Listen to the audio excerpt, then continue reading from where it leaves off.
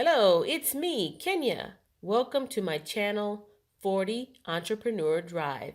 In this video, I will share what I've changed to make my channel better and why I am making certain changes. With all the free time I have lately, I've been cleaning up my YouTube channel and giving it an entirely new look. I've been replacing hard to read cluttered thumbnails with simpler looking thumbnails using minimal colors and a short phrase highlighting the topic without all the extra fluff. Please watch the video on how to make professional thumbnails.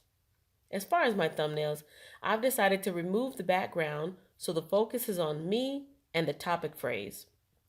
In a glance, a person can now see what my video is about without the overload of colors and textures going on in the thumbnail background that don't help to tell the story. I used to use generic downloaded photos from free image sites like Pexels or Unsplash for my thumbnails.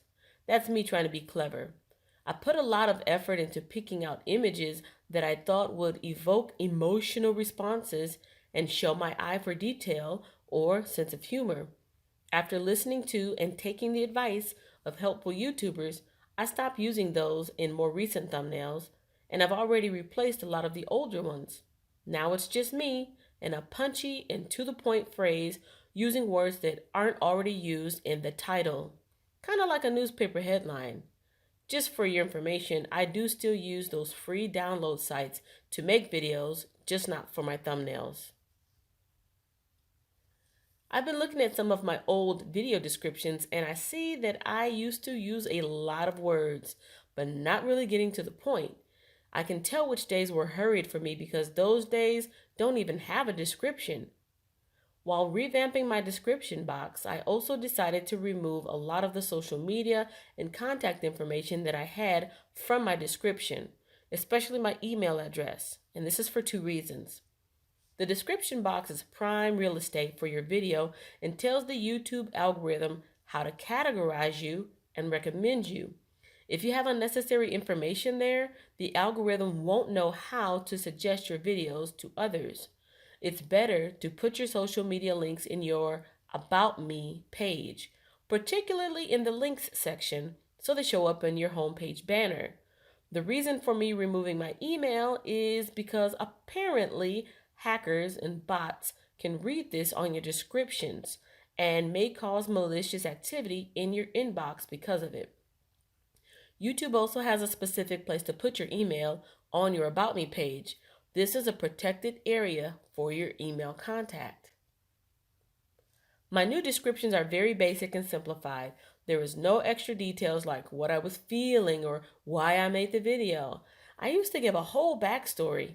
Now I write a basic description and leave the rest up to the viewer to experience by watching the video.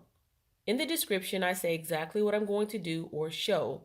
I hadn't done that before because I thought if people could read a summary of the video, they wouldn't watch, or at least not in full.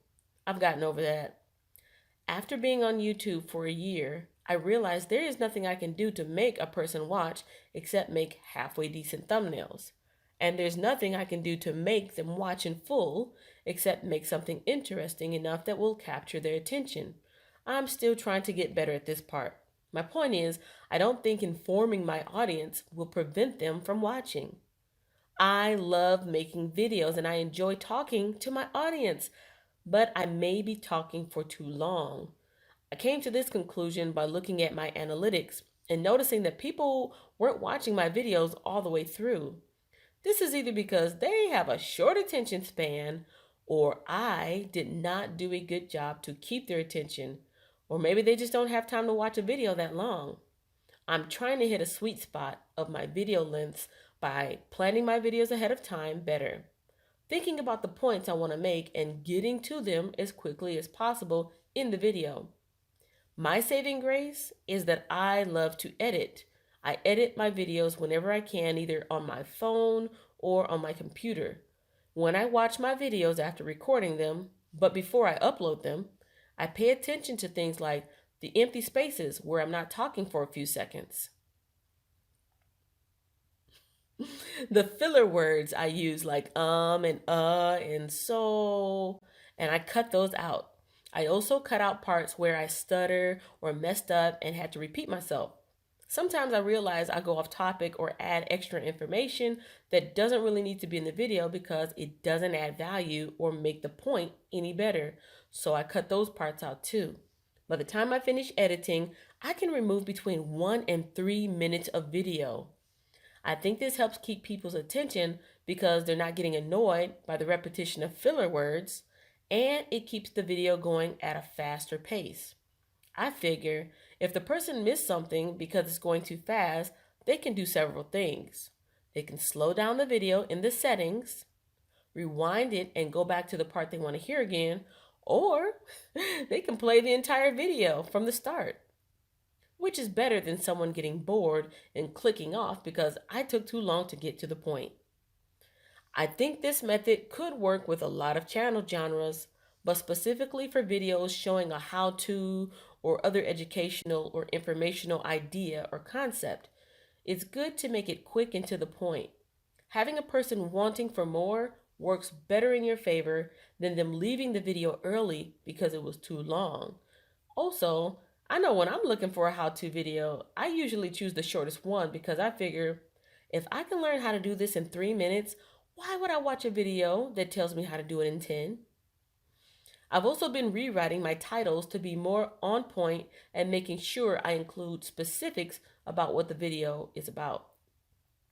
Before, my titles were wordy and enigmatic, as I was writing it in a way that I thought was clever. But to people unfamiliar with my personality and my channel, it was confusing. Honestly, I think I miss my calling as a writer. I seem to really enjoy wordplay and writing in a literary manner. Something that may be good for publishing stories, but not good for YouTube video descriptions. Do you make YouTube videos?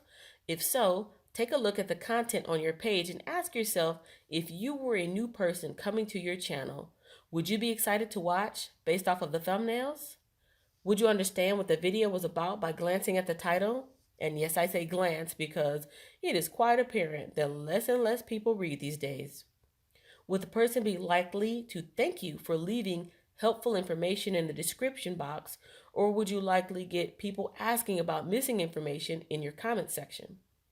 If a person watched your video for the first time, would they get bored easily or more interested in what you are saying and anxious for your next upload? Let me know in the comment section below. And for more videos just like this, subscribe and turn on the notification bell so that you will be informed when my next upload or live stream is available.